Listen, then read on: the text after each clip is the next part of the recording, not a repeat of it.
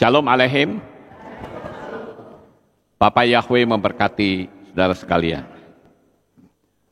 Malam hari ini, saudara-saudara, saya akan menyampaikan satu materi yang saya beri tema Kabalah. Ya.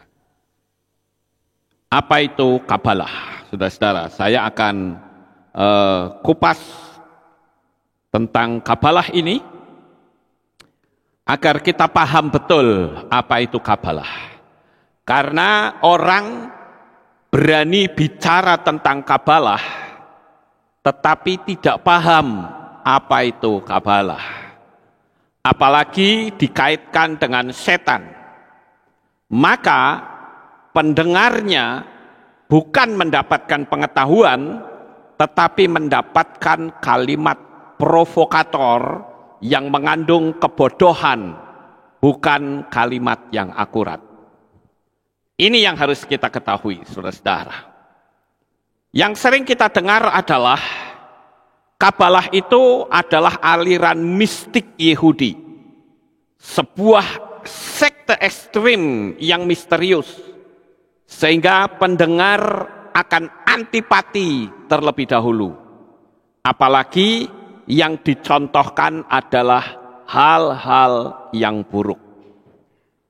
Bagaimana jika kita sering mendengar kata gereja setan? Orang nggak ngerti apa-apa nih ya. Tahu-tahu dengar gereja setan, gerakannya seperti ini, seperti itu. Kira-kira begitu mendengar kata gereja yang ada di pikiran apa? Banyak setannya, saudara.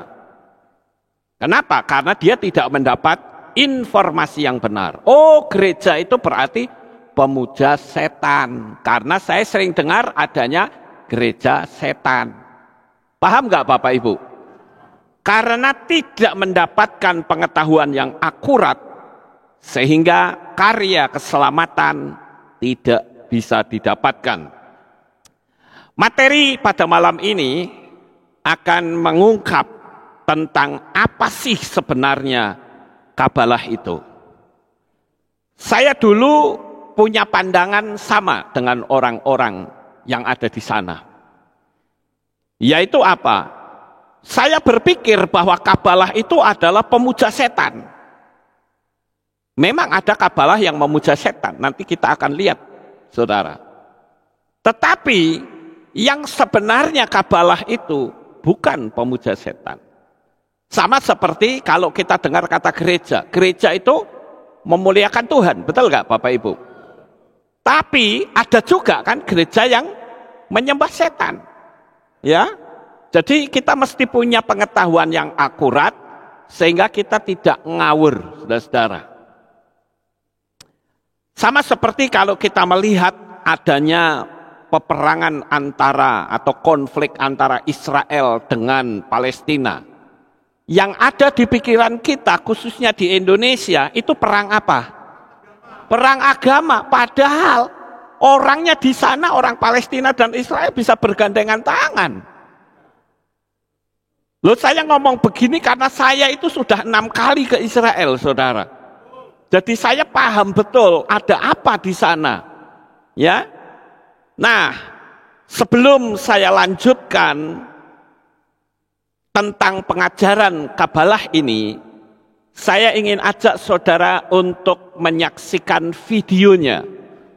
Ketika kami, tim Aleph Tau Fantur, itu kita masuk ke kampung Kabalah, yaitu kampung Sefat, dan kita belajar di sana tentang apa itu Kabalah. Kita akan cuplikkan sedikit saja, saudara. Paling sekitar 10 menit, ya, 10 sampai 12 menit lah. Untuk selanjutnya, nanti saya akan upload tersendiri tentang apa yang mereka ajarkan, supaya lebih paham. Ini hanya cuplikan saja, saudara punya bayangannya. Oke, silahkan ditayangkan videonya. Shalom. Shalom. Welcome to the Holy Land of Israel. Selamat datang di tanah suci Israel. Welcome to the holy city of Tzfat. Selamat datang di kota suci Sfat. Tzfat is one of the 4 holy cities in the Holy Land of Israel. Ya, Sfat itu adalah salah satu dari 4 kota yang dianggap suci di Israel. Together with, of course, Jerusalem, Yang pertama Yerusalem, Hebron, Hebron, and Tiberias. Tiberias. Tzfat is the only place on planet Earth where Jewish people lived continuously without any gaps for the past 2,100 years. 2,100 years. No gap, no break. Continuous. Iya, jadi Sfat ini adalah satu-satunya kota di atas muka bumi ini yang orang-orang Yahudinya dari 2100 tahun yang lalu sampai sekarang tidak pernah putus. Jadi ini ada terus di tempat ini. Tidak pernah hilang pergi, tapi ada dari sejak 2100 tahun yang lalu. So therefore in Tzfat, when we say the terminology tradition, it means something very powerful. A knowledge, a wisdom that was passed on from generation to generation. Jadi kami mengajarkan, pengajaran kami itu dari secara turun-temurun. And in Tzfat, especially, we understand this matter of tradition in connection to the spiritual legacy and wisdom of the Kabbalah. Ya, di Sfat kami mempelajari tentang sebuah kepercayaan, yaitu Kabbalah. What is the Kabbalah? Apa itu Kabbalah? Kabbalah is part of the Torah that we received in Mount Sinai 3,332 years ago. Jadi apa itu Kabbalah? Kabbalah adalah Torah yang kami terima, ya. Would you repeat again? So we received the Torah we receive, ya. 3,332 Ya. years ago. Jadi Torah yang kami terima di Gunung Sinai itu sejak dari 3.332 tahun yang lalu. There were millions of people there hearing the voice of God, giving the 10 commandments. Iya, ada jutaan orang yang ada di Gunung Sinai itu mendengar apa yang Tuhan katakan di dalam 10 perintah Elohim. The 10 commandments of God that we read about today in the Torah, it's today portion. Ya. The 10 commandments. Jadi 10 perintah Elohim itu tertuang di dalam Torah dan sampai hari ini kita masih tetap melakukannya. The Torah we write on a parchment. Looking like this. The Torah. Ya, Torah ditulis dalam bentuk seperti ini, saudara. And every letter has to be very precise. Setiap huruf itu harus ditulis dengan tepat dan teliti. If one letter is not written exactly like it should be written, maybe there's a line missing, something little missing, all the Torah is not good. You cannot use it. Jadi setiap huruf yang ditulis, umpama nih ada satu huruf yang ditulis tapi umpama kecoret sedikit gitu ya. Hurufnya umpama harusnya huruf A tapi ada coret sedikit begitu, maka itu dia harus buang semua, ganti total. But this is just one page of the Torah out of 200 pages like this. It's a big text, the Torah. Ya, ini hanya salah satu bagian dari banyak bagian halaman-halaman ya, dari 200 halaman Torah. Ini hanya satu bagian, seperti saudara lihat segini banyaknya huruf. It therefore takes 2 years to write the Torah. 2 years to write the Torah. Jadi saudara perlu tahu, untuk nulis satu Torah ini, satu kitab Torah itu dibutuhkan waktu sekitar 2 tahun. But this is just the written Torah. Tapi The ini, Torah is like a code. These are the words of God, but it's like a code.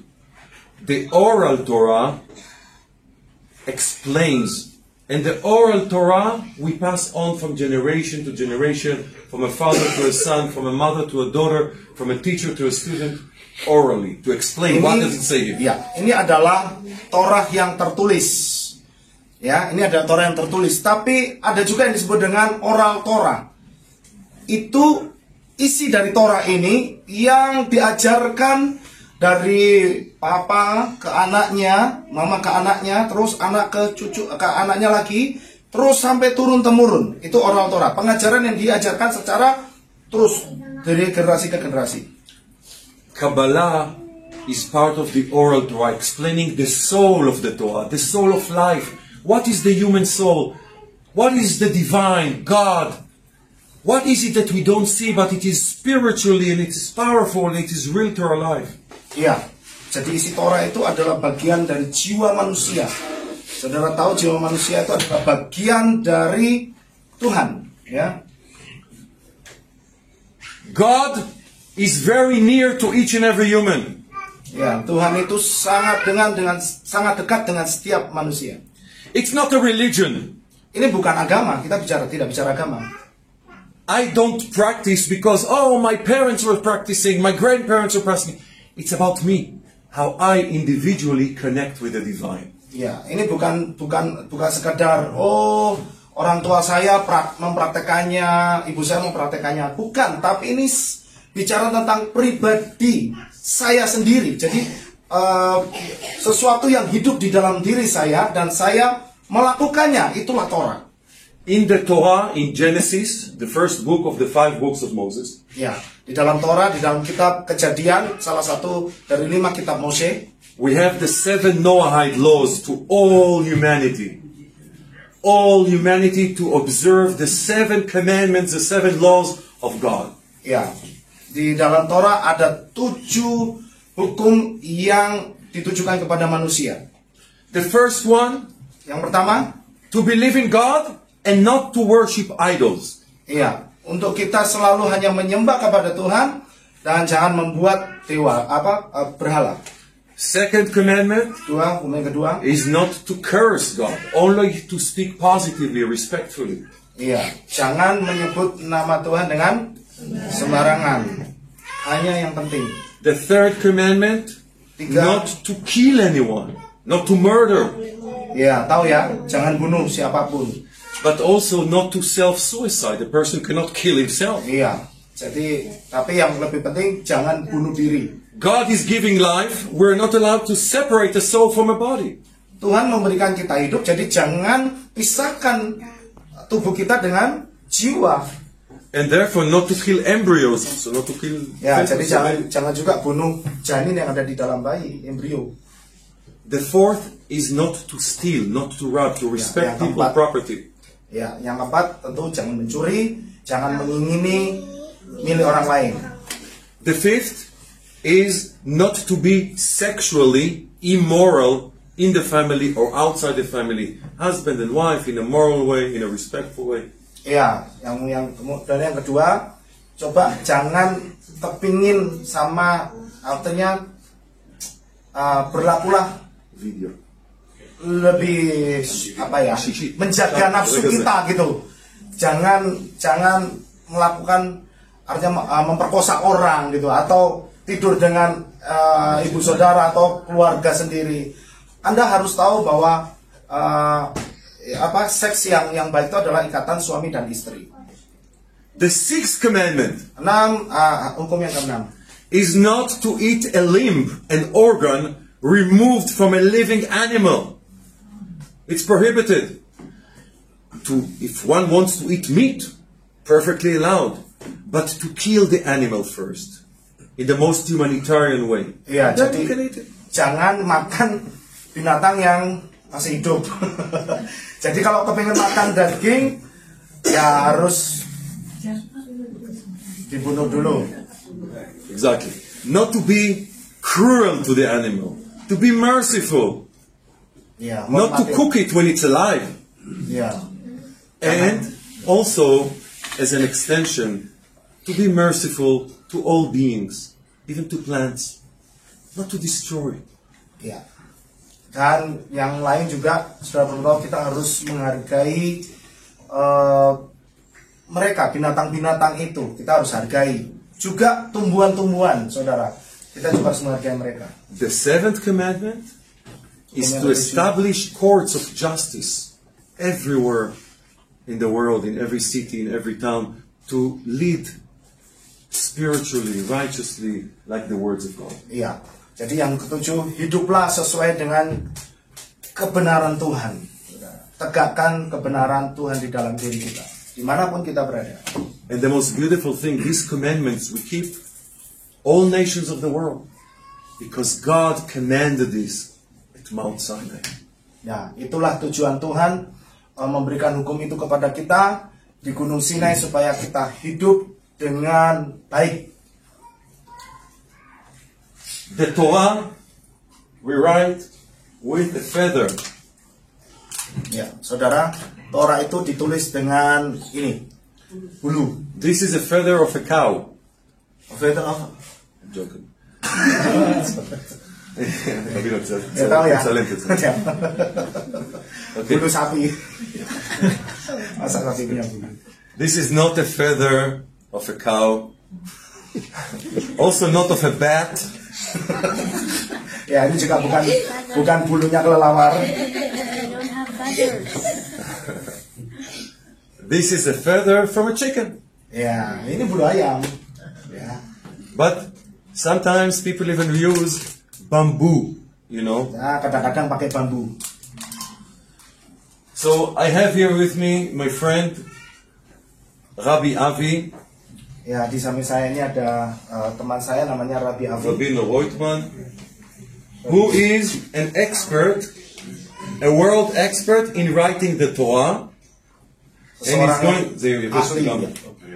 And he's going to show us how to do it.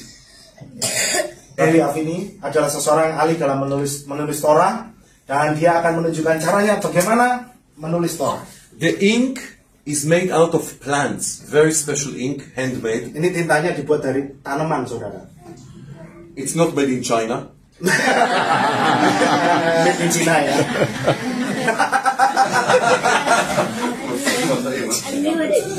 It's interesting. So, It's all good. Corona. Everybody should be healthy, amen. Amin. Ya, pasti sehat. Health to the world, amen. And this is not a paper. It's not a Ini paper. bukan kertas ya. The Torah we write on a parchment. This is a skin of an animal, Ini of a kosher binatang animal. dan kosher. Like a deer, like a cow. Ya, lah It's a seperti process. rusa, seperti sapi, kulit itu. Ya.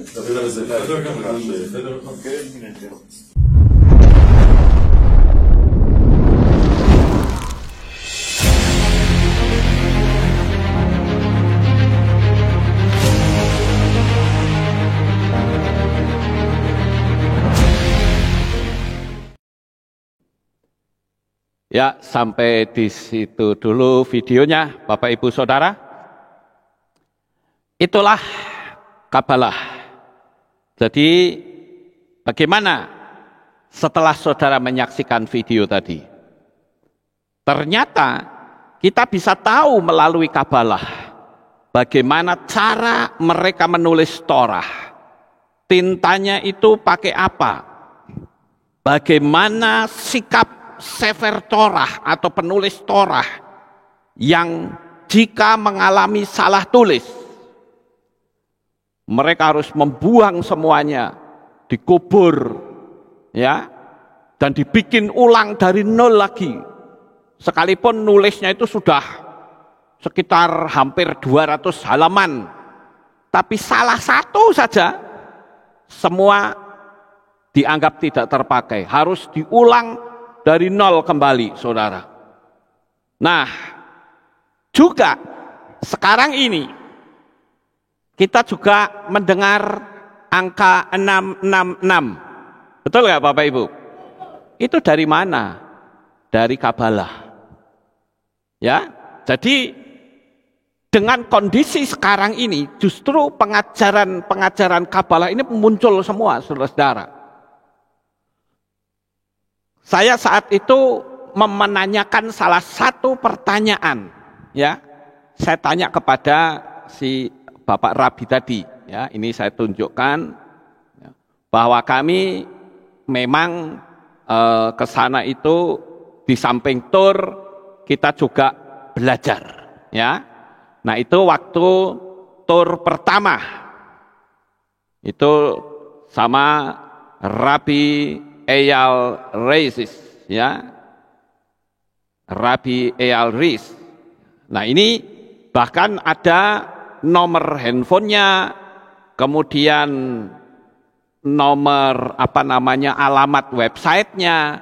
Kalau saudara mau tanya-tanya boleh, tanya-tanya saudara. Dan salah satu saya perlu pertanyakan adalah tangan Hamzah. Pernah dengar nggak Hamzah? Mesti nggak dengar saudara. Saya tanya, what is the meaning of hand of Hamzah? Hamzah itu apa? Saudara nggak ngerti kan? Nah, itu dikasih tahu. Ya, orang menganggap Hamzah yang tangan begini ini dari Illuminati, saudara. Ternyata bukan. Yang dari Illuminati tangan yang benar, tapi dikasih mata tengahnya. Udah jadi Illuminati. Ya, tapi itu simbol dari tangan Tuhan. Sekalipun itu tidak ada kaitannya dengan Kabalah. Ya, jadi tangan Hamzah itu ternyata tidak ada kaitannya. Tetapi Kabalah bisa menjawab dengan baik, saudara-saudara. Jadi, bagaimana Kabalah bisa dianggap berasal dari setan? Sedangkan di sana tidak boleh makan darah, tidak boleh berbuat jahat. Jadi informasi yang sering disampaikan oleh orang-orang yang anti dengan nama Bapak Yahweh, itu sudah membabi buta, saudara-saudara. Maka saya wajib menerangkan seperti ini, karena ada juga yang memberi komentar, Pak Lukas itu aliran Kabalah. Kabalah itu anti Hamasya, Kabalah itu adalah 666 katanya. Kabalah itu adalah yang sekarang sedang rame. Saya bilang, you ngerti nggak Kabalah? Ya, kasihan amat. Orang yang mendengar akhirnya mendapat informasi kalimat provokasi yang bodoh sekali. Nah, malam ini saya akan terangkan kepada saudara bahwa Kabalah itu tidak seperti itu. Ini adalah Rabi yang tadi memberikan penerangan. Jadi kami selalu berusaha untuk memberikan yang terbaik, memberikan informasi yang akurat, saudara-saudara. Sama seperti saya ingat dulu waktu saya bicara tentang mesin CERN. Wah, orang itu menghina saya. Mana ada mesin CERN yang gedenya sekian, panjangnya sekian kilometer, dibohongin sama Pak Lukas katanya.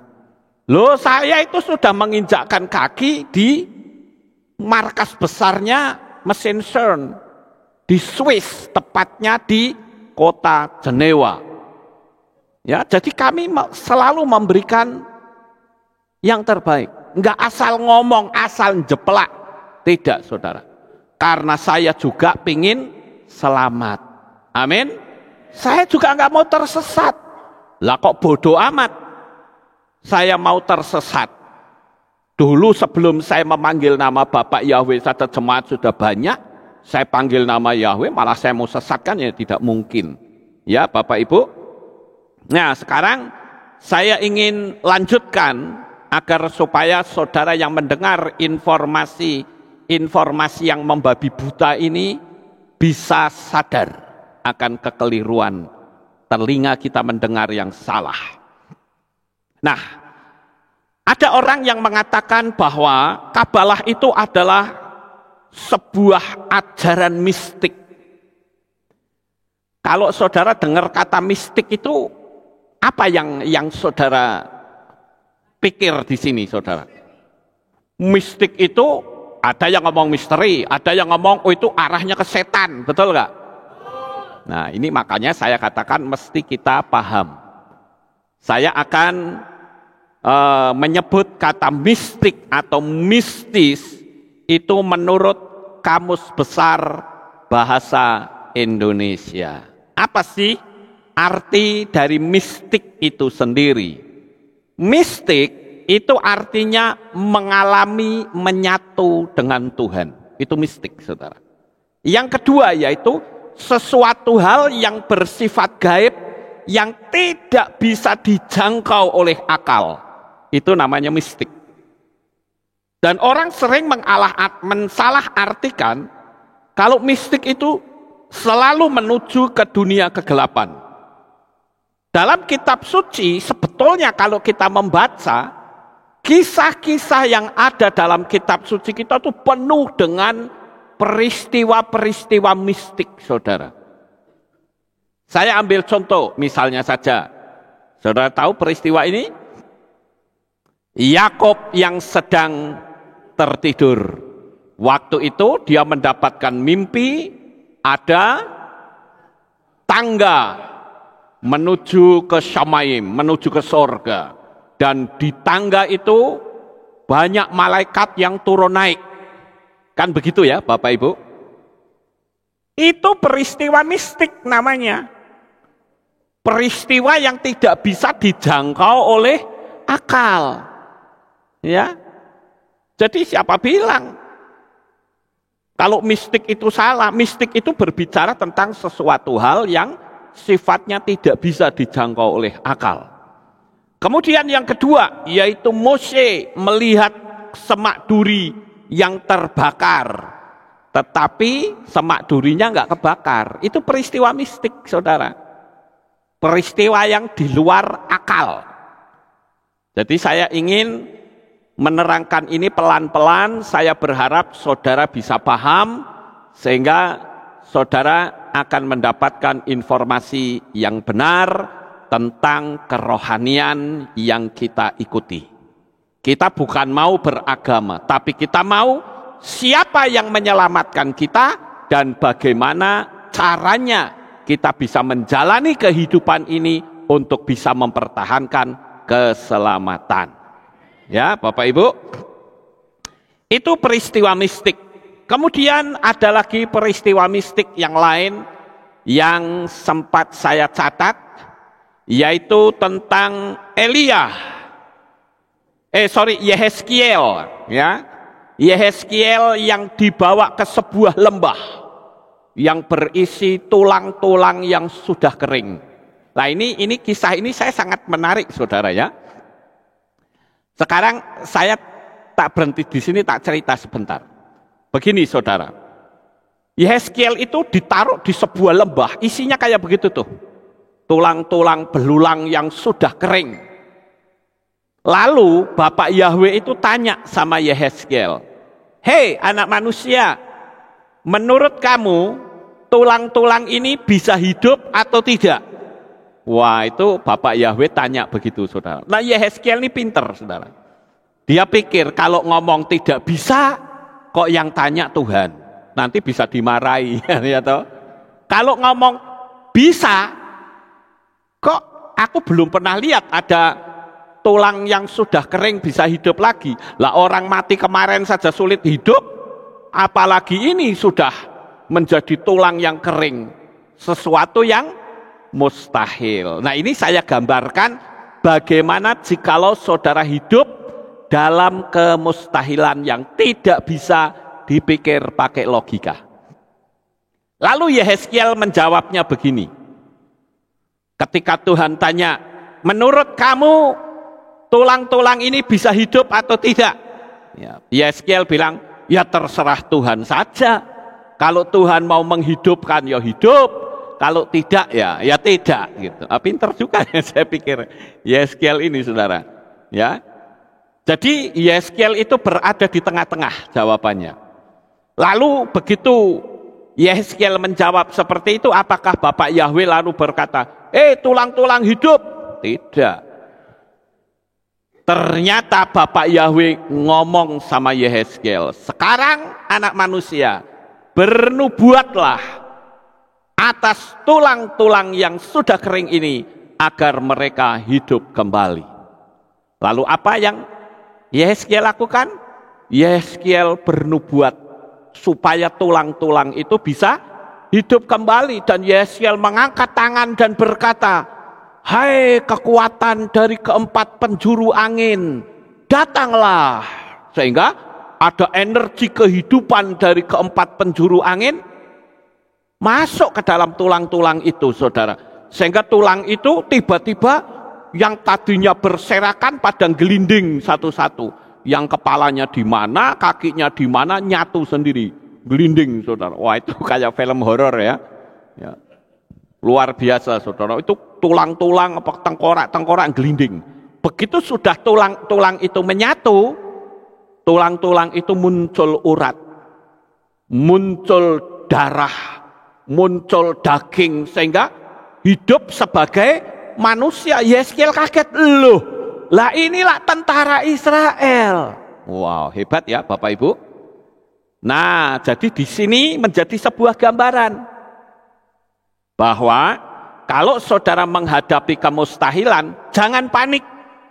Bayangkan peristiwa ini. Yakini saja, engkau harus bernubuat atas segala kemerosotan dalam hidupmu. Kemustahilan itu akan berubah menjadi sesuatu yang mungkin. Impossible menjadi possible. Tapi syaratnya harus menubuatkan. Saudara yang tidak punya duit, apa yang akan saudara lakukan? Biasanya ngamuk, ya. Ngamuk, saudara. Saya nggak dikasih duit, apaan ini? Ya, saya mau minta kepada teman-teman saya, saudara seiman, nggak ada yang ngasih. Ngamuk, saudara-saudara. Lalu dia menuduh percuma nggak ada kasih. Tiba-tiba ada orang yang tidak seiman bilang apa? Ayo, kamu tak kasih duit, butuhmu berapa sih? Oh 100 juta, tak kasih 500. Terus orang itu bilang, aduh, ternyata orang yang tidak beriman saja kok bisa ngasih. Hei, saya kasih tahu saudara. Itu sebetulnya perbuatan dari Bapak Yahweh. Tetapi dia memakai orang luar. Itu. Tapi syaratnya harus menubuatkan. Hei, kekuatan kehidupan dari keempat penjuru angin, datanglah. Itu kan peristiwa mistis. Ya toh? Peristiwa mistis itu. Jadi mistis itu adalah sebuah peristiwa yang tidak bisa dijangkau oleh alam pikiran manusia. Kemudian kita lihat bagaimana Elia dibawa ke Syamayim dengan menggunakan kereta berapi. Itu peristiwa mistis bukan? Peristiwa mistis. Ya, jadi saya luruskan dulu istilah mistis, saudara. Ada kata mistis atau mistik itu bicara tentang dunia gaib, dunia alam roh, dunia yang tidak bisa dilihat oleh mata. Itu mistik, saudara. Jadi kalau begitu mistik itu arahnya kemana? Bisa kepada Tuhan, bisa kepada setan. Yang jelas mistik itu adalah sesuatu yang berorientasi di alam gaib, alam yang tidak kelihatan mata. Kemudian peristiwa mistik yang lain yaitu Daniel melihat makhluk surgawi. Ada malaikat yang wajahnya seperti apa? Sapi, ada yang seperti burung raja wali, kan begitu. Ada yang bentuknya itu mata semua, kan begitu ya Bapak Ibu. Jadi itu peristiwa-peristiwa mistik. Bahkan Yesua sendiri saat berdiri bersama dengan Mose dan Elia di gunung mana? Di gunung, kalau nggak salah di Gunung Tabor, ya, di Gunung Tabor. Dia ngajak murid-muridnya kan, ada Yohanes dan Kefa, ya, duduk di situ, kemudian berdoa. Yesua menampakkan diri, ada Elia dan Mose, saudara. Itu kan peristiwa mistis. Jadi kitab suci kita itu, saya katakan ini mbahnya magic, saudara. Dahsyat sekali. ya, mbahnya magic saya nyebutnya begitu, ya. Karena orang-orang Kristen yang tidak pernah berkecimpung dalam dunia alam gaib itu bisa dianggap sesat. Ayo coba sekali waktu, kalau saya bisa ngilang, ayo, apa kata orang? Pak Lukas sesatku bisa ngilang. Padahal Filipus pada waktu membaptis sida-sida dari Ethiopia, dia hilang. Ya. Kemudian Elia dulu pada waktu memberitahu kepada Raja Ahab, lihat itu ada awan hitam sebesar telapak tangan. Sebentar lagi akan hujan, cepat kamu pulang loh. Nanti kalau kamu nggak pulang, kamu kehujanan di jalan. Raja Ahab naik kereta dipacu, saudara. Tiba-tiba Elia mbalapi, wush, kayak film Flash, saudara. Ya, itu kan peristiwa mistis, betul nggak? Dalam dunia magic namanya apa? Ajian saipi angin. Ya, itu dalam kitab suci kita itu banyak peristiwa-peristiwa yang mistis, ya. Jadi kalau ada hal-hal yang tidak paham, tanya. Ya, jangan saya nerangin ini, saya nerangin kabalah nih. Nanti orang nggak paham, tanyanya sama pendeta A, pendeta B, pendeta C, bilang, bener kan aku ngomong apa? Pak Lukas sesat. Oh iya, sobek saja aktenya, saudara, ya. Karena apa? Karena tanya sama orang yang nggak paham. Lawang saya yang khotbah ya tanyanya sama saya. Jangan tanya sama orang lain, ya. Sama seperti saudara masakannya enak. Tanya sama saya, Pak Lukas, itu kok masakannya enak yo? Itu caranya masak bagaimana? Saya bisa menerangkan dan Anda tersesat. Betul nggak? Pakai bawang, pakai merica, pakai itu gampang, bulek we. Hasilnya apa? Orang ngalor orang idul, saudara. Rasanya jadi nggak karu-karuan, nggak genah. Ya kan? Makanya tanya pada sumbernya. Sama seperti saya belajar kabalah, saya tanya ke sumbernya. Sumbernya ada di mana? Di Israel, di kampung Sefat. Kami datangin ke sana, belajar apa itu kabalah. Sampai di sini paham, Bapak Ibu? Waktu yang lalu saya sempat menerangkan tentang DNA manusia. DNA manusia ini berusaha untuk dihapus, diubah menjadi mRNA. Ya, pakai apa? Wah, tahu sendiri wes, rasa ngomong, ya toh. Nanti ngomong di take down lagi video saya. Ya, ndak usah ngomong lah, Anda sudah tahu semua. Tapi berapa banyak pendeta yang malah mendukung? Karena nggak ngerti, wong nggak mau belajar, saudara. Iya kan? Nah, sekarang DNA itu kan setiap 10 asam ada jembatan, setiap 5 asam ada jembatan, setiap 6 asam ada jembatan, setiap 5 asam ada jembatan. Jembatan belerang itulah yang membentuk atau membuat DNA tetap terpasang. Perhatikan angka-angka yang saya sebut. 10, 5, 6, 5. Lah itulah angka gematrianya huruf nama Bapak Yahweh. Iya toh? Jadi orang-orang yang menolak nama Yahweh, DNA-mu itu nama Yahweh, Bung. Jangan sombong. Ya. Nolak-nolak wong DNA-mu ada nama Bapak Yahweh kok. Mu sombong. Ya. Nyebut-nyebut Yahweisme, kurang ajar itu orang. Ya. Jadi saya katakan malam ini, saudara, kita belajar itu yang sungguh-sungguh, ya. Kemudian saya juga ngajarin ini, nilai numerik Yahweh bertambah untuk menciptakan 46 kromosom manusia. Ada 46 kromosom yang tersusun dalam 23 pasang dalam sel manusia. Saya mau tanya, ini pengajarannya siapa? Kabalah, saudara. Ya, ini pengajaran kabalah. Itu loh.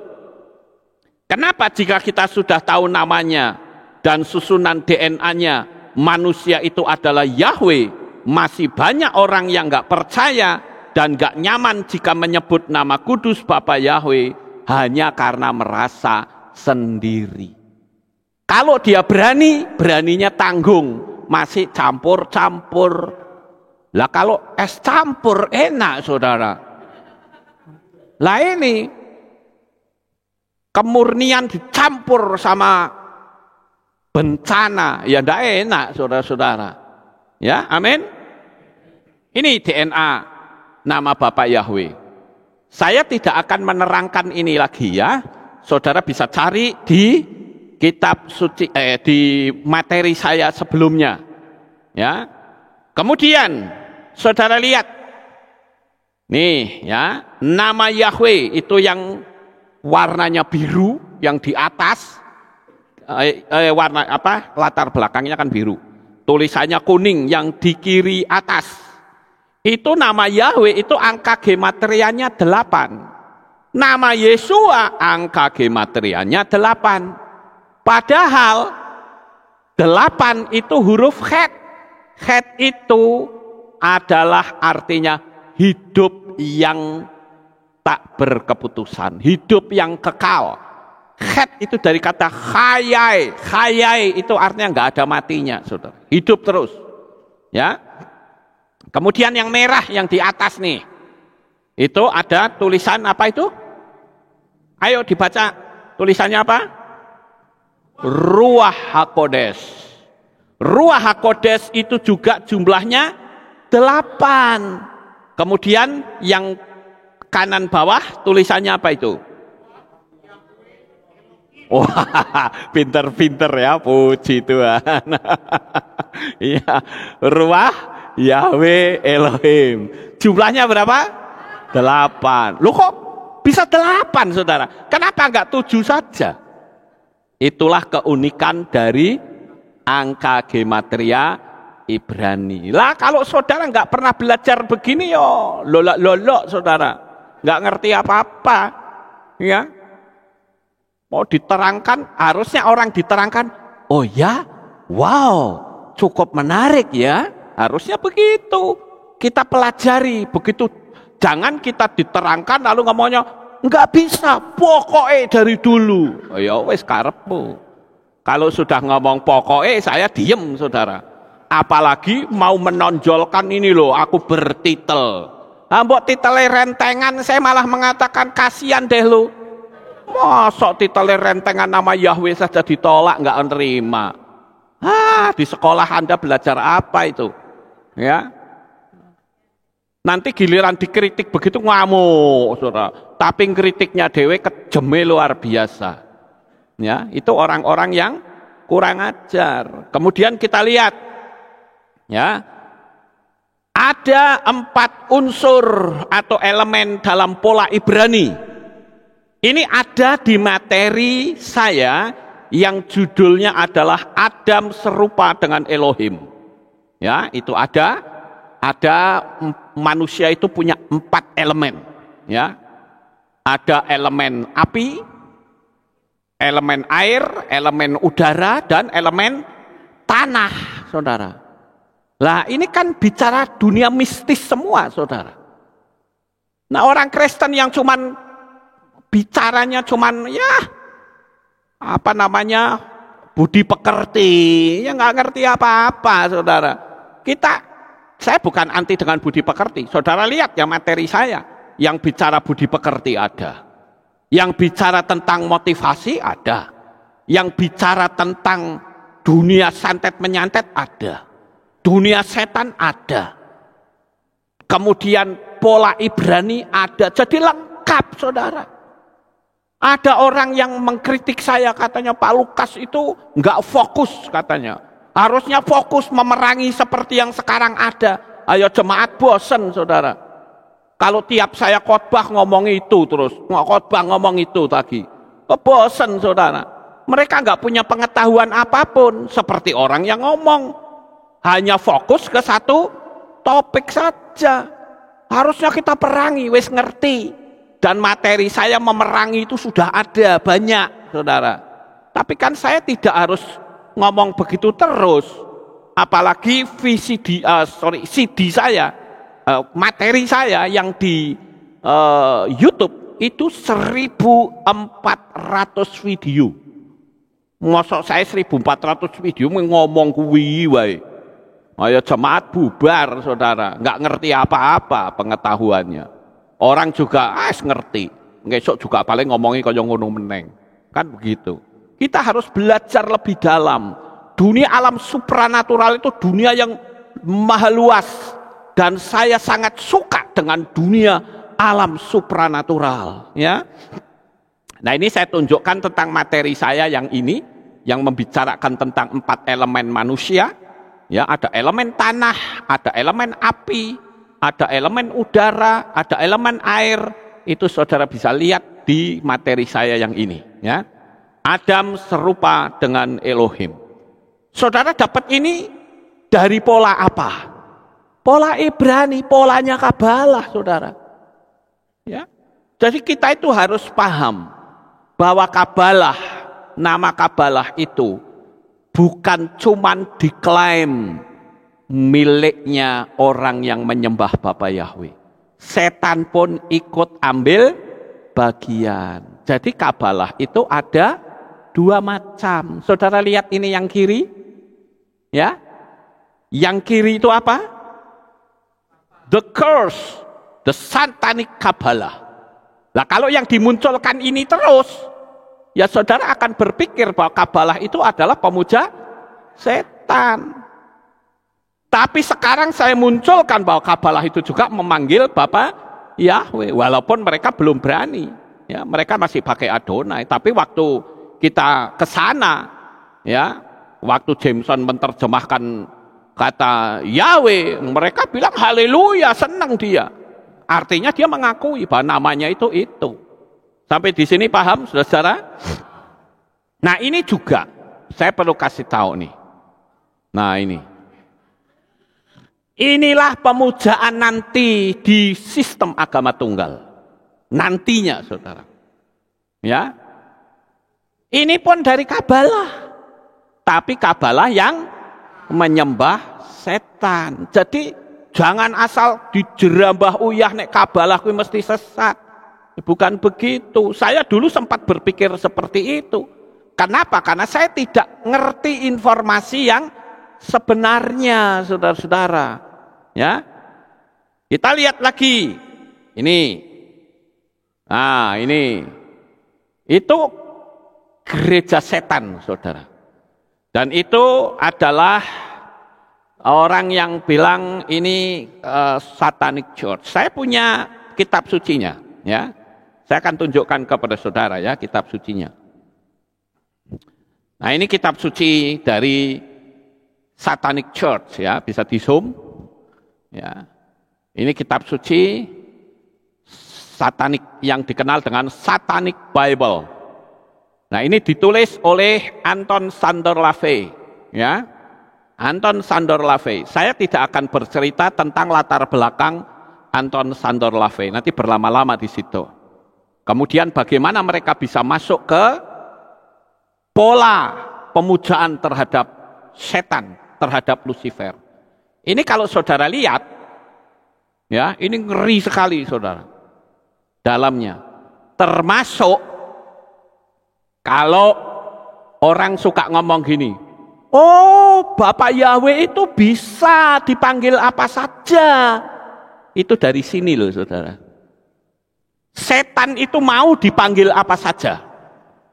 Karena memang dia jelek, saudara. Tapi kalau Bapak Yahweh tidak bisa. Dia adalah Bapa yang maha kudus, maha suci, maha mulia. Dia dipanggil harus dengan nama yang benar, yaitu Yahweh Sebaot. Ya. Kemudian saya akan tunjukkan juga bagaimana pengajaran yang ada di Satanic Bible ini. Ini belakangnya ada gambarnya Anton Szandor LaVey. Bintangnya saja bintang pentagram, saudara. Pentagram ini, pentagram itu artinya bintang sudut berapa? Sudut 5. Ya. Nah, ada orang yang lalu itu, ya, yang menuduh saya pemuja Lucifer, katanya, coba lihat tuh di gerejanya Pak Lukas tuh, ada bintangnya. Bintang sudut 6. Lah yo ngawur Saudara. Pentagram itu sudutnya 5, bukan 6. Gitu. Jadi orang kalau nggak paham itu ya cukup ngeri ya, ngaco akhirnya saudara-saudara. Ya. Nah, saya akan cerita sedikit tentang ini. Kalau saudara tahu di Satanic Bible ini, saya akan bacakan beberapa kalimat ya yang saya pikir cukup penting ya. Begini saudara, ini saya dulu. Ya. Satanic Bible itu di hukum ketiganya dia katakan begini. Satan represent undefiled wisdom instead of hypocritical self-deceit. Jadi setan itu bangga pada orang yang berbuat dosa. Terang-terangan dibanding mereka yang masih malu-malu.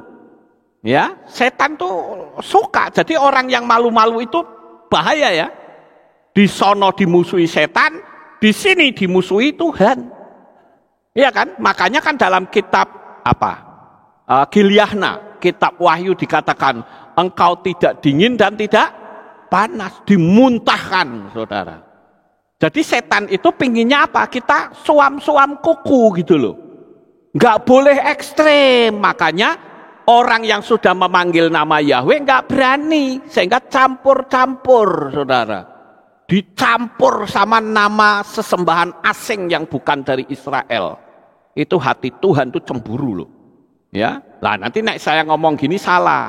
Tuhan itu kan roh, mana ada hatinya katanya. Mumet deh kalau begitu. Ya. Jadi nggak paham. Kemudian di poin yang ke-6 dikatakan Satan represent responsibility to the responsible instead of the concern for physical vampires. Setan itu lebih suka terhadap pengikut yang setia dan bertanggung jawab daripada mereka yang sekedar ikut-ikutan bolak-balik diulang, saudara-saudara. Jadi saya mau tahu, saudara yang sudah panggil Bapak Yahweh, saudara masih ngintip-ngintip, malu-malu, saudara bisa ikut ini. Ya, karena ini yang paling tidak suka dengan orang yang suka ngintip-ngintip. Ya. Jadi saya pun berani ngomong tentang Satan, kan saya punya kitab sucinya. Paham nggak Bapak Ibu? Lah ini nanti jangan disalah artikan lagi. Tuh kan, Pak Lukas punya kitab Satanic Bible itu pengikutnya. Capek deh. Nggak ngerti saya Pak, pola pikir yang kayak begitu saudara.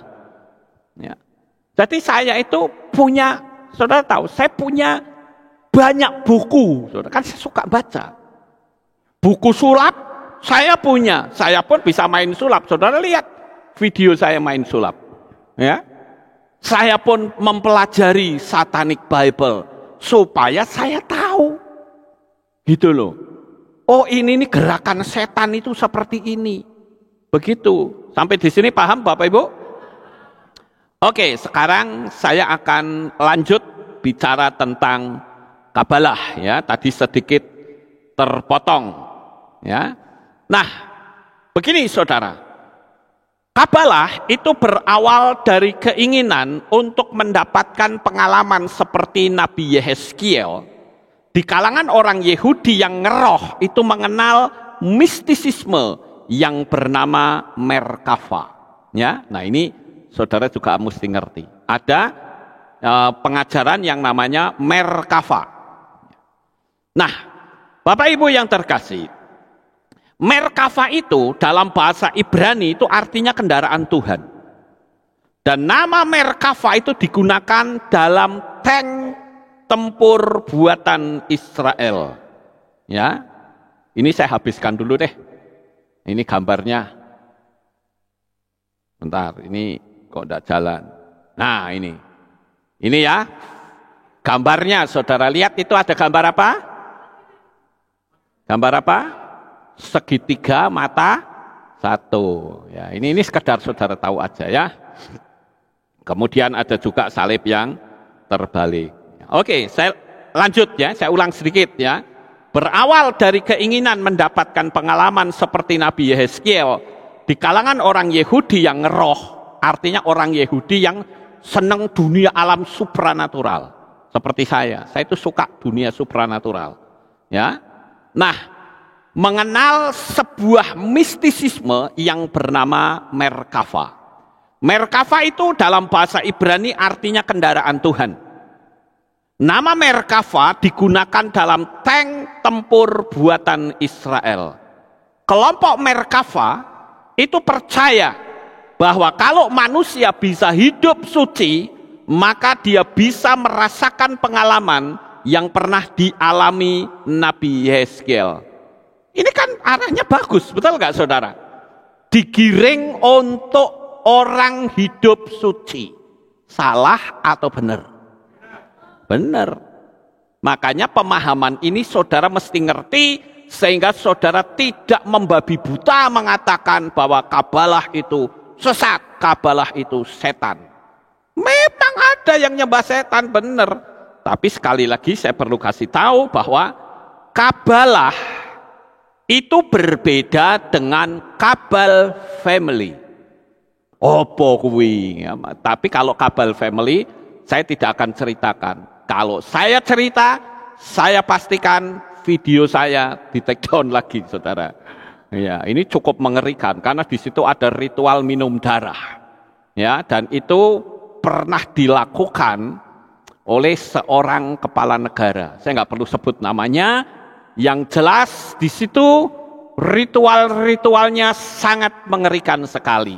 Saya tidak mau cerita tentang kabal family. Yang saya ceritakan adalah kabalah.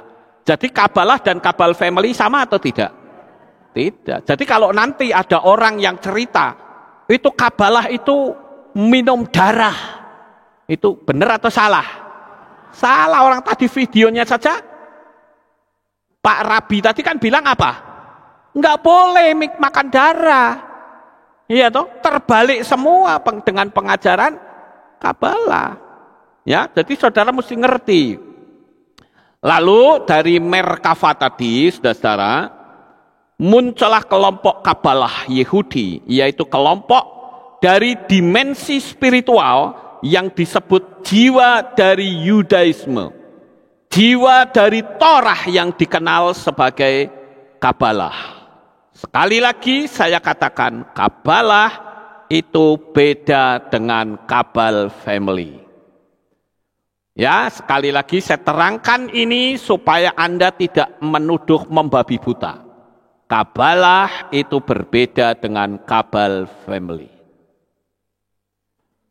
Kabalah adalah hikmat ilahi. Hikmat yang mempelajari tentang Tuhan Sang Pencipta. Bagaimana Tuhan menciptakan dunia ini.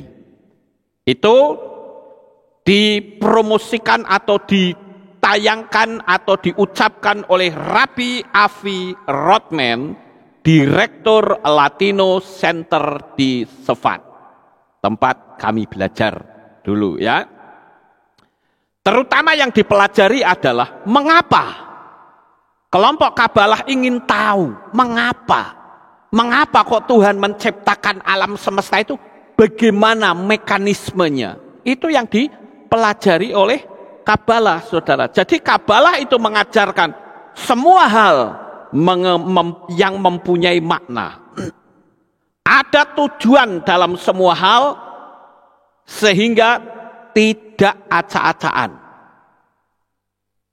Saudara tahu kitabnya kabalah itu ada yang namanya kitab Zohar. Itu kitabnya kabalah. Kemudian ada lagi kitab Yetzirah. Sefer Yetzirah itu adalah kitabnya kabalah, saudara. Dan itu menyangkut banyak hal, seperti katakanlah kitab Zohar. Di sana diceritakan bahwa waktu Adam dijadikan, itu posisi kelaminnya itu tanpa kulit katan. Tapi begitu dosa menguasai, maka kulit katan Adam itu muncul. Itu sebabnya kenapa Bapak Yahweh menghendaki supaya keturunan Bapak Abraham harus disunat. Karena dengan disunat manusia akan dikembalikan kepada posisi semula seperti saat manusia belum jatuh dalam dosa. Nah, pengetahuan yang mengatakan sebelum dunia itu ada suatu ledakan yang besar yang dikenal dengan Big Bang. Kabalah menyatakan ada sesuatu sebelum dunia diciptakan. Tetapi itu bukan sesuatu, bukan benda, bukan partikel, bukan gas, tetapi sesosok pribadi. Pribadi yang disebut itu siapa kira-kira? Tidak lain adalah Bapak Yahweh.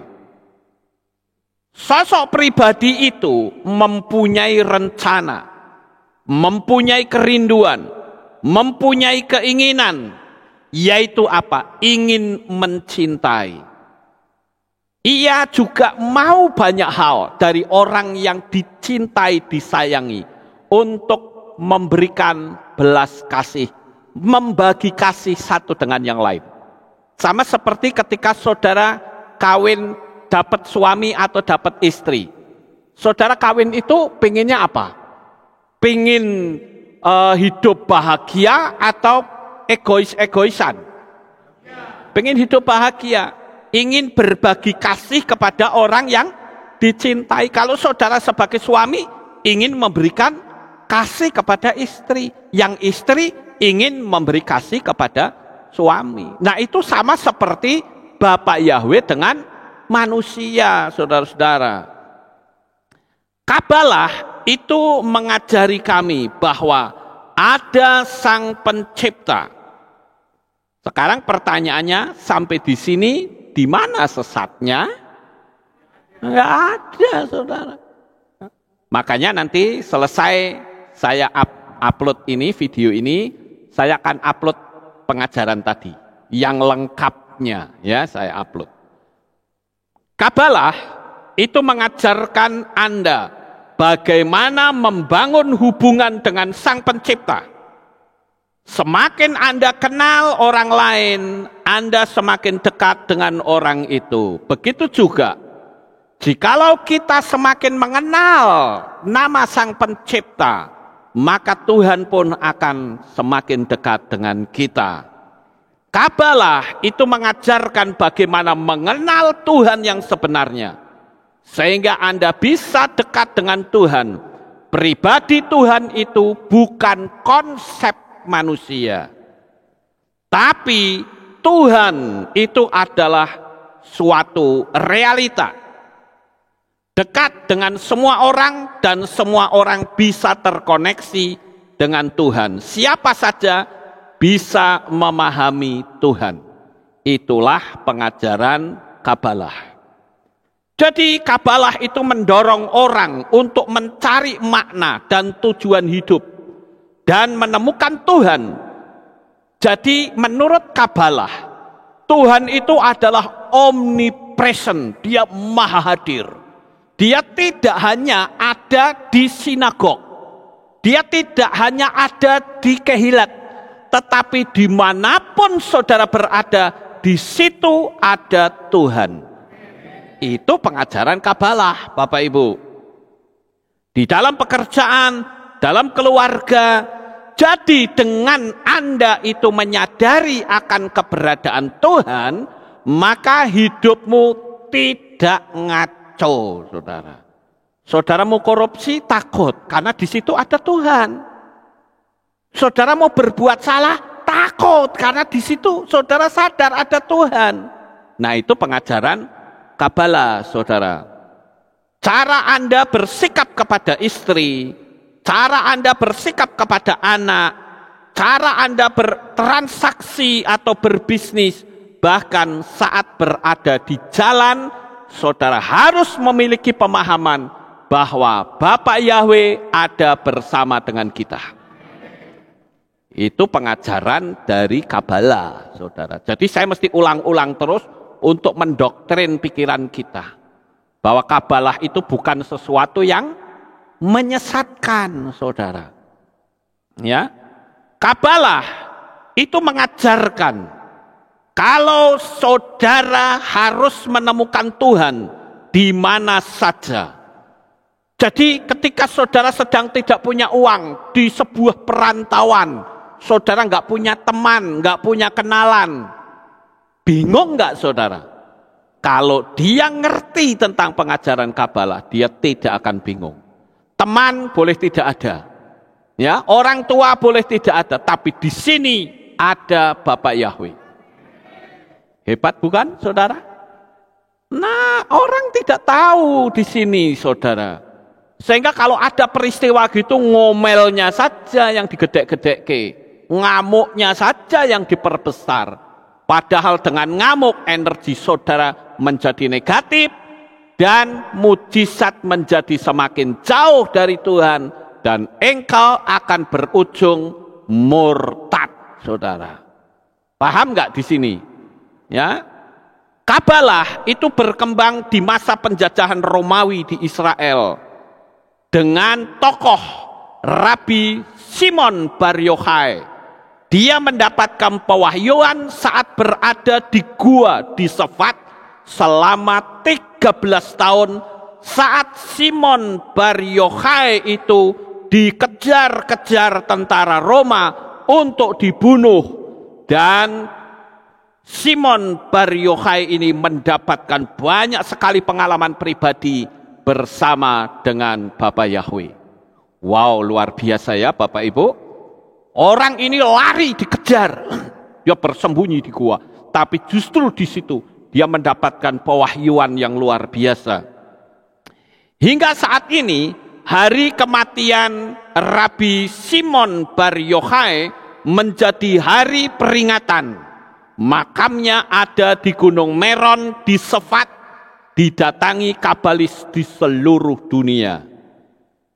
Kabalah berkembang pada abad ke-13 melalui Zohar yang ditulis oleh Rabi Simon Bar Yochai dan dipublikasikan oleh Rabi Moshe de Leon. Zohar adalah buku pedoman tentang Torah, khususnya mengenai Tuhan, alam semesta, dan manusia. Makanya kalau saudara dengar kata Yahweh Sebaot, apa artinya Yahweh Sebaot? Artinya adalah Yahweh semesta alam, di mana Bapak Yahweh itu menciptakan hukum sistemiknya yang selama ini kita ikuti bersama, yang kita kenal dengan hukum the law of attraction. Sampai di sini paham saudara? Ya. Saya ingin pemahaman ini saudara bisa dapatkan, ya, sehingga saudara tidak membabi buta. Tuhan menurut Zohar adalah Ein Sof, atau sesuatu yang agung dan tak terselami oleh pikiran. Dan Tuhan itu bisa dipahami melalui 10 atribut ilahi. Saudara kenal yang namanya Sefirot. Ya, saya pernah mengajarkan kepada saudara tentang Sefirot, ya. Saudara bisa lihat, kenapa sampai ada orang bilang ada cakra jantung, ada cakra ini, cakra itu kan berasal dari Kabalah, saudara. Sampai saya mengatakan dengan tanggal lahir saya bisa ngerti begini. Itu kan dari Kabalah. Tapi sekali lagi saya berharap saudara tidak bertanya tentang ilmu ini. Karena saya sudah janji, saya tidak akan pernah menceritakan kepada siapapun. Selesai sudah. Ya, karena ini bisa nanti disalahgunakan. Karena ilmu itu tajam sekali, saudara. Ya. Buku lain tentang Kabalah adalah Sefer Yetzirah atau buku penciptaan. Sesuai dengan namanya, buku ini fokus pada penciptaan alam semesta dan dunia yang dipelajari lewat 22 huruf Ibrani dan angka gematria. Jadi angka gematria, kemudian apa itu Bible Code, segala itu kan sebetulnya dari Kabalah semua, saudara, yang menyingkap dunia alam supranatural. Kabalah itu menganggap huruf Ibrani itu syarat dengan kuasa, karena bahasa yang Tuhan gunakan saat penciptaan dahulu. Kabalah itu berkembang di tangan Rabbi Yitzhak Luria pada abad 16 saat Rabbi Yitzhak Luria itu bermukim di Sefat. Kabalah menjadi terkenal di Sefat ketika orang Yahudi terusir dari Spanyol, dan Kabalah menyatakan ada 4 kota suci di Israel. Tadi sudah disebut bukan? Di mana saja? Yerusalem, Hebron, Tiberias, dan Sefat. Nah, di Sefat itu satu-satunya tempat yang dari zaman bahola dulu, zaman dulu sampai sekarang ribuan tahun orang Yahudinya tidak pernah tersingkir, itu ada di Sefat. Dan setiap kota mewakili satu elemen dari 4 elemen. Yerusalem mewakili elemen api, Hebron mewakili elemen tanah, Tiberias mewakili air, dan Sefat itu mewakili elemen udara. Elemen udara, jika Anda pikirkan dari keempat dimensi, adalah elemen yang betul-betul tidak nampak. Pada abad 19, Gershom Scholem, profesor Yahudi kelahiran Jerman, pertama yang mempopulerkan Kabalah di kalangan yang lebih luas, yang dikenal dengan mistisisme Yahudi. Ada kata mistis ya, saudara sudah tidak lagi canggung dengan kalimat ini. Amin. Ya. Jadi inilah yang saya katakan, Kabalah itu memuja Bapa Yahweh, saudara. Namun demikian, ada Kabalah yang memuja setan. Dan itu yang sekarang sedang menonjol saat ini. Saya tidak perlu cerita, saudara. Nah, mereka itu menggunakan kode-kode tangan tertentu. Yang pertama, nah saudara lihat, kode seperti ini, itu salah atau benar? Halo? Benar, ini kode artinya oke. Ya, nih saudara lihat nih, ya di Google nih, hand simbol oke. Itu munculnya begini semua, saudara. Ya. Namun Kabalah kalau seperti ini bukan simbolnya Kabalah 666 ya. Sekarang nyebutnya 666 aja deh. Ya. Kalau seperti ini itu bukan simbol 666. Tapi kalau sudah tangannya ini ditempelkan di mata, nah itu baru 666, saudara. Paham nggak? Nah ini dia. Paham? Jadi kita tidak boleh membabi buta. Kalau tangan seperti ini itu berarti 666. No, tidak. Ini artinya oke. Saudara setuju sama saya? Oke. Ya. Tapi kalau sudah diginikan, nah itu lain ceritanya, saudara. Ya. Ya. Amin, Bapak Ibu.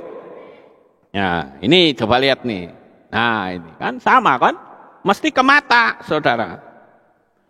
Ada pendeta yang seperti ini, ada, nggak perlu ngomong, nanti salah kalau saya ngomong. Iya, iya. Tapi terkenal itu fotonya di mana-mana, saudara. Begini, ya. Saya begini nih nyontoni tok loh, saudara. Jadi saya nyontoni tok, gitu, bukan sungguhan, gitu. Saya nggak mau seperti itu. Ini hanya nyontoh saja. Kemudian kita juga lihat adanya tangan.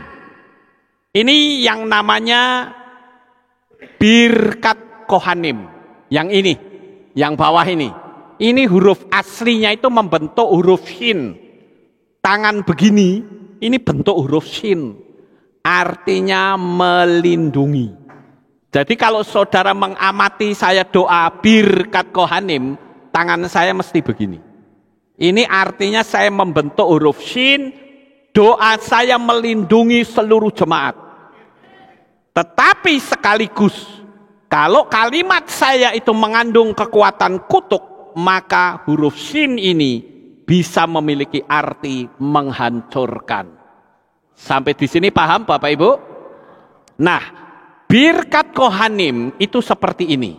Ya, saya contohkan deh sebentar ya supaya saudara itu paham. Ini birkat Kohanim kan saya kalau berdoa kan begini, ya kan? Ini baru birkat Kohanim yang asli, saudara. Kalau yang palsu ini ditempelin ke sini. Nah, paham nggak ini? Jadi bentuk apa ini? Nah, gitu loh, saudara. Ya. Jadi jangan sampai kan ada orang tuh yang nggak suka sama saya. Oh, Pak Lukas itu pemuja setan. Tangannya begini katanya. Terus ditunjukin lagi gambar-gambar, yaitu tentang mereka, saudara. Nih, samakan dengan tangannya Pak Lukas. Ya karena Anda tidak bisa membedakan antara asli dan palsu. Makanya kita mesti bisa membedakan ini asli, ini palsu. Paham, saudara? Ini loh, ini kan bentuk segitiga kayak gini. Paham nggak? Jadi sekalipun tangan saya begini, nek ditempel ke sini, salah. Ngerti nggak? Ya. Jadi kita ini harus ngerti, harus paham. Ya. Shin itu artinya melindungi. Saya ambil contoh rabi-rabi Yahudi. Coba lihat tangan mereka. Mereka berjauhan, tidak membentuk segitiga, saudara-saudara. Tapi ada nggak kira-kira rabi yang segitiga? Ada. Makanya bisa jadi mereka dari kelompoknya itu. Bisa jadi, makanya kita mesti ngerti bahwa yang namanya palsu dan asli itu selalu ada. Itu yang disebut dengan hukum polarisasi. Ada malam, ada siang. Ada sakit, ada sehat. Ada apa lagi? Ada hitam, ada putih. Ya, ada kaya, ada miskin, itu hukum polarisasi. Begitu juga birkat Kohanim, itu ada yang asli, ada yang palsu. Nah, sekarang saya tunjukkan tuh, lihat tuh, ya kan? Nih. Paham nggak saudara? Saya berharap saudara bisa paham, ya. Jadi nggak ngawur asal ngomong salah lagi. Wes ngomong banter salah sisan, nuduh-nuduh orang semaunya sendiri. Kasian deh. Emangnya dengan mereka nuduh-nuduh saya jadi ketakutan? Oh tidak, makin gila itu iya. Ya, itu prinsip saya, saudara. Ya. Kemudian ada lagi yang seperti ini. Nah, begini. Ada gitu itu. Pernah nggak saudara lihat yang nyanyi begini? Apa itu? Metal gini. Ya. Ini simbolnya siapa? Itu jelas ini loh. Ini tulisannya apa? Satan power. Ya. Jadi ini yang saya katakan bahwa ada asli, ada palsu. Ya makanya kita perlu belajar sehingga kita tidak keblusuk. Ya. Kemudian kita lihat yang berikutnya. Ini kan Baphomet ini, saudara. Ya, ini telinganya, ini mulutnya, mukanya, gitu loh. Kemudian kita lanjut. Nah ini sepatu. Ini sepatu merek apa nih? Nike, saudara. Ini yang asli sama yang palsu sama persis, cuman yang asli ada tulisannya di bawah. Ayo saudara yang punya sepatu Nike, coba dicek sepatu saudara. Kalau sepatu saudara nggak ada tulisannya, berarti palsu, ya. Sekarang ini, ya minyak wangi, idole apa idole bacanya ini nggak ngerti saya. Ya, ini yang palsu dan ini yang asli. Yang palsu ada tulisannya, tapi yang asli malah nggak ada tulisannya. Gitu loh. Ayo bingung kan? Itu sebabnya jadilah orang yang pinter sehingga ngerti gitu. Sekarang ini, wah, uang palsu, ya, uang palsu ini sama, saudara. Cuman kalau yang ini itu gambarnya nggak jelas, yang kiri, dan yang kanan itu gambar tanda airnya itu jelas. Amin, Bapak Ibu. Kemudian kita lihat, wah ini polisi palsu, saudara. Polisi palsu, ngapain sih kok polisi jadi palsu segala?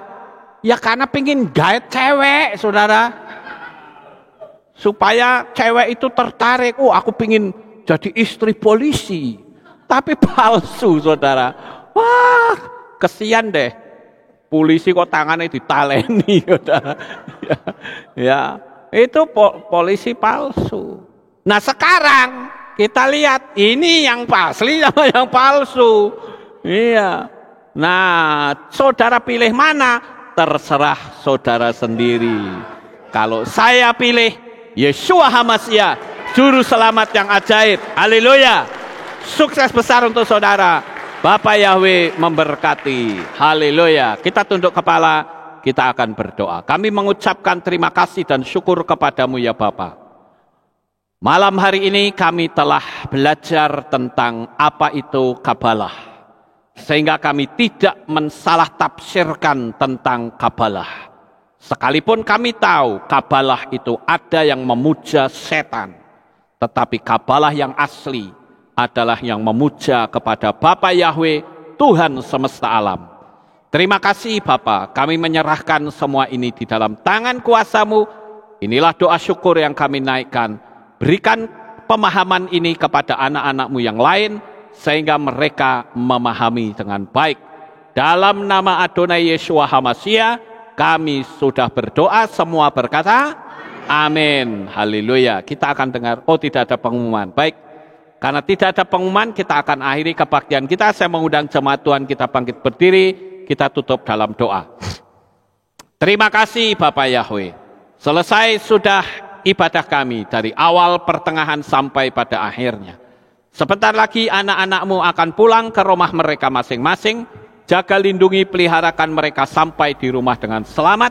Pertemukan kembali pada jam-jam ibadah mendatang di dalam ikatan tali kasih-Mu. Terima kasih ya Tuhan, inilah doa syukur yang kami naikkan.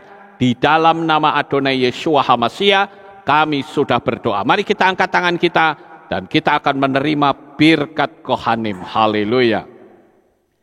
Yefarecha Yahweh wa yishmereka.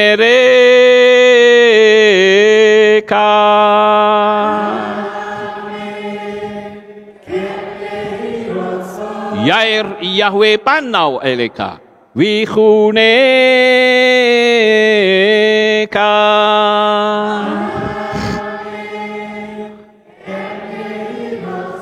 Yesa Yahweh panau eleka wa yashem lecha shalom.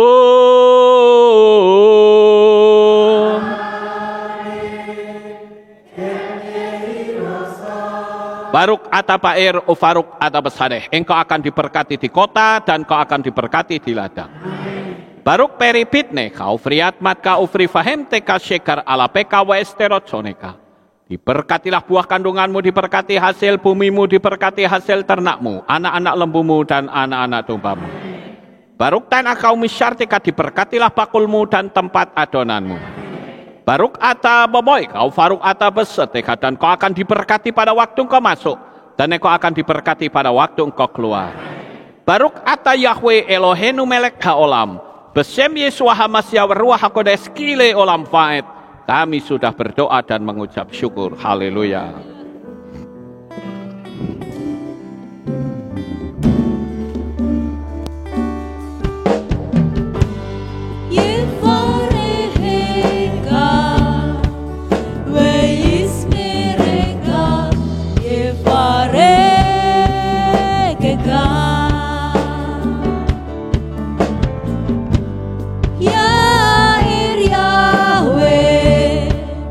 Panau eleka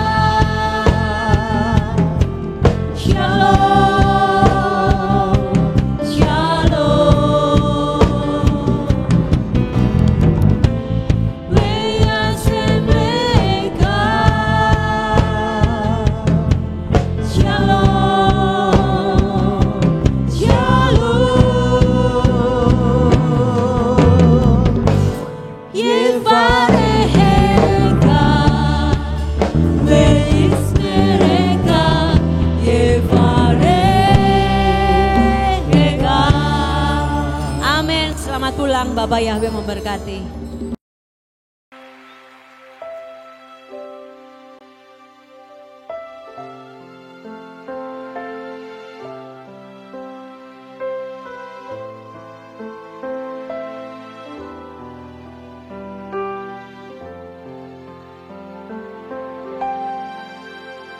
Yeshua, ku datang bersujud dan menyembah di hadapan-Mu.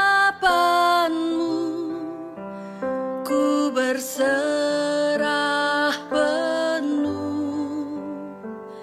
Yeshua, ku puji segala perbuatan-Mu yang ajaib bagiku, bagi hidupku.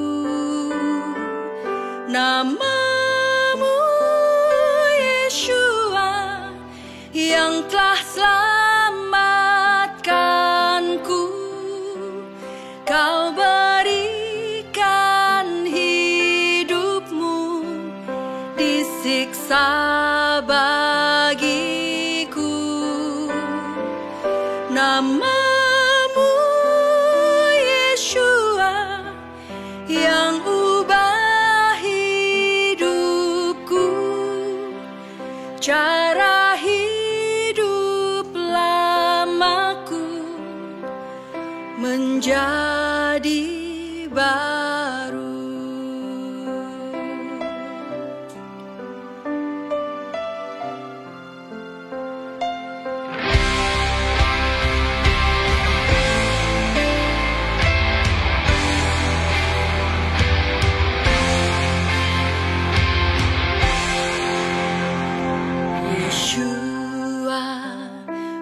Datang bersujud dan menyembah di hadapan-Mu.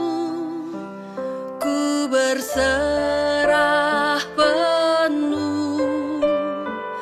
Yeshua, ku puji segala perbuatan-Mu yang ajaib bagiku, bagi hidupku. Nama-Mu Yeshua yang telah selamatkanku. Kau berikan hidupmu disiksa bagiku. Nama-Mu Yeshua yang ubah hidupku, cara hidup lamaku menjadi baru. Nama-Mu Yeshua yang telah selamatkanku, telah mati hidup lamaku, ku lahir baru.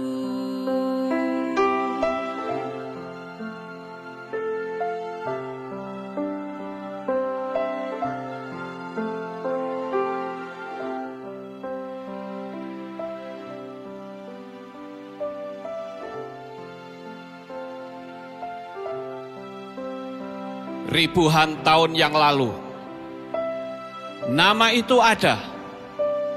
Sebelum dunia dijadikan, nama itu sudah ada. Namun, nama itu seolah tenggelam. Namun dia tidak pernah tenggelam. Ehyeh, Asher Ehyeh. Aku ada yang aku ada. Dia ada untuk memberikan keselamatan. Dia ada untuk membawa kita kehidupan. Dia ada dari kekal sampai kekal. Dia Elohim Abraham, Yitzhak, dan Yakov. Dia Elohim Israel. Dia juga Elohim atas Indonesia. Dia Elohim yang memulihkan Israel. Dia Elohim yang memulihkan Indonesia. Diberkatilah Israel. Diberkatilah Indonesia. Di dalam kitab Yesaya pasal 43 ayat yang ke-11, di dalam bahasa Ibrani dikatakan, Anoki, Anoki, Yahweh, wa'ain mibal adai Mosia. Akulah Yahweh, dan tidak ada juru selamat selain aku. Namanya adalah jaminan keselamatan. Namanya yang membebaskan kita. Namanya yang membuat kita menjadi selamat. Namanya Yahweh, Elohim keselamatan kita. Haleluya.